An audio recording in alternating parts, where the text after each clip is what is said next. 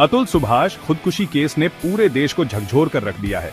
क्या supreme court की नई गाइडलाइंस तलाक के कानूनों में बड़ा बदलाव लाएंगी? नमस्कार दोस्तों, आज हम इस महत्वपूर्ण मुद्दे पर चर्चा करेंगे। अतुल सुभाष खुदकुशी केस ने तलाक के कानूनों और उनमें खामियों पर सवाल खड़े कर दिए हैं। सुभाष ने अपनी जान लेने से पहले अपनी पत्नी और ससुराल वालों पर प्रताड़ना का आरोप लगाया।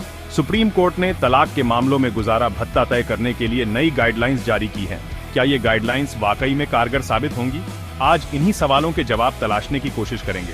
सुप्रीम कोर्ट की नई गाइडलाइंस का उद्देश्य तलाक के मामलों में पारदर्शिता और न्याय सुनिश्चित करना है।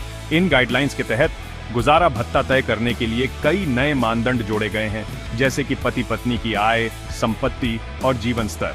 इसके अलावा बच्चों की देखभाल और शिक्षा के खर्चों को भी ध्यान में रखा जाएगा। इन गाइडलाइंस का पालन करना अनिवार्य होगा, जिससे तलाक के मामलों में निष्पक्षता बढ़ेगी। हालांकि कुछ विशेषज्ञों का मानना है कि इन गाइडलाइंस को लागू करने में चुनौतियां आ सकती हैं, लेकिन अगर सही तरीके से लागू किया जाए तो ये गाइडलाइंस तलाक के मामलों में बड़ा बदलाव ला सकती हैं।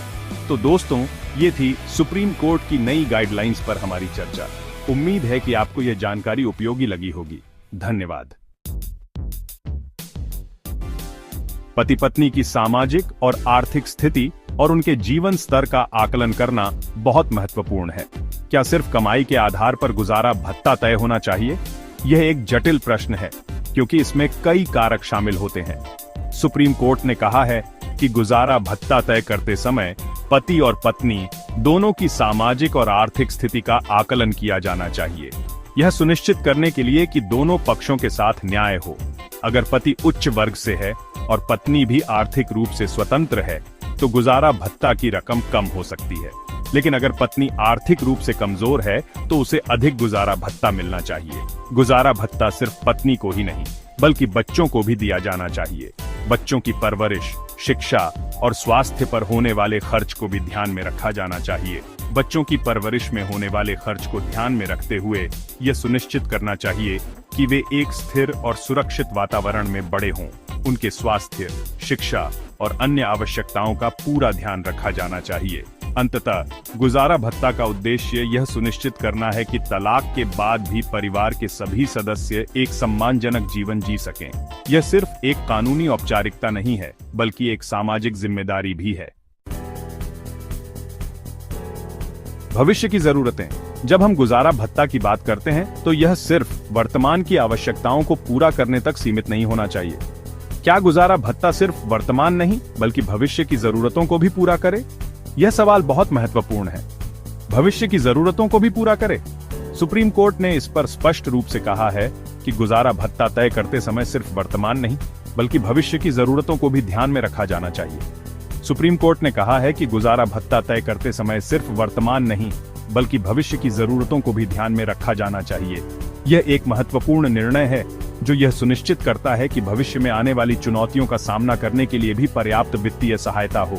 महंगाई को देखते हुए गुजारा भत्ता की रकम समय समय पर बढ़ाई जानी चाहिए। महंगाई के कारण जीवन यापन की लागत बढ़ती रहती है, और इसे ध्यान में रखते हुए गुजारा भत्ता की रकम को समय समय पर समायोजित करना आवश्यक है। महंगाई को देखते हुए गुजारा भत्ता की रकम समय समय पर बढ़ाई जानी चाहिए। उच्च शिक्षा या प्रोफेशनल कोर्स के खर्च को भी शामिल किया जाना चाहिए। बच्चों की शिक्षा के लिए भी पर्याप्त वित्तीय सहायता मिलनी चाहिए, ताकि उनका भविष्य सुरक्षित हो सके। उच्च शिक्षा या प्रोफेशनल कोर्स के खर्च को भी शामिल किया जाना चाहिए। अगर पत्नी की तबीयत खराब है या उसे कोई गंभीर बीमारी है, तो इलाज के खर्च को भी गुजारा भत्ता में शामिल किया जाना चाहिए। अगर पत्नी की तबीयत खराब है या उसे कोई गंभीर बीमारी है, तो इलाज के खर्च को भी गुजारा भत्ता में शामिल किया जाना चाहिए। यह सुनिश्चित करता है कि किसी भी अप्रत्याशित स्वास्थ्य समस्या के समय भी वित्तीय सुरक्षा बनी रहे, तो इलाज के खर्च को भी गुजारा भत्ता में शामिल किया जाना चाहिए। इस प्रकार गुजारा भत्ता सिर्फ वर्तमान की नहीं, बल्कि भविष्य की जरूरतों को भी पूरा करने के लिए होना चाहिए।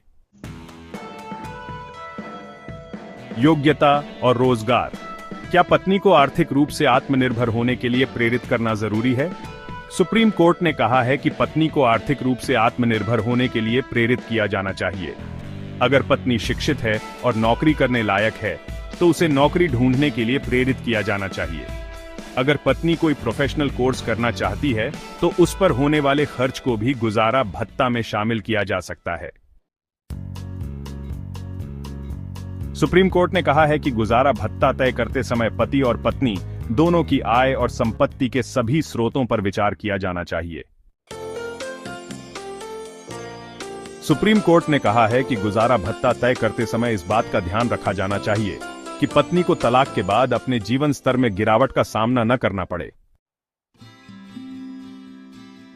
सुप्रीम कोर्ट ने कहा है कि अगर पत्नी ने परिवार के लिए अपनी नौकरी छोड़ी है तो उसे गुजारा भत्ता देते समय इस त्याग को भी ध्यान में रखा जाना चाहिए। सुप्रीम कोर्ट ने कहा है कि तलाक के मामलों में पत्नी को कानूनी लड़ाई लड़ने के लिए आर्थिक तंगी का सामना न करना पड़े और उसे उचित सहायता मिलनी चाहिए। सुप्रीम कोर्ट ने कहा है कि गुजारा भत्ता तय करते समय पति की आर्थिक स्थिति और उसकी अन्य जिम्मेदारियों का भी ध्यान रखा जाना चाहिए। सुप्रीम कोर्ट की इन नई गाइडलाइंस के बाद उम्मीद है कि तलाक के मामलों में चाहे भीख मांगो, उधार लो या फिर चोरी करो, मेंटेनेंस तो देना ही होगा जैसे फैसलों पर लगाम लगेगी।